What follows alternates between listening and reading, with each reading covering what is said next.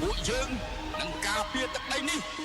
ឲ្យបានគង់វង្សទោះត្រូវលះបង់ជីវិតក៏ដោយចិត្តជាទាហានមានកណិតដូចជាមេតបសុំចិត្តស្រក់ឈាមយកមកខ្លាចក្របពួកណាដែលវាចង់ឈ្លានពានពួកណាចង់បៀតបៀនគូស្លាប់យកមកខ្លាចងាប់ជាទាហានមានកណិតដូចជាមេតបសុំចិត្តស្រក់ឈាមយកមកខ្លាចក្របពួកណាដែលវាចង់ឈ្លានពានពួកណាចង់បៀតបៀនគូស្លាប់យកមកខ្លាចងាប់មុខទៀងមើងមាត់តាំងពីតូចខោផ្លូវតែមិនចេះខលខូចចង់សាចិត្តក្រៅមួយដូចមួយស្មើឲ្យមញ្ញាអញមញោមុខរៀងមើងមាត់តាំងពីតូចខោផ្លូវតែមិនចេះខលខូចចង់សាចិត្តក្រៅមួយដូចមួយស្មើឲ្យមញ្ញាមញោកើតជាមនុស្សក៏មិនចេះមុខសា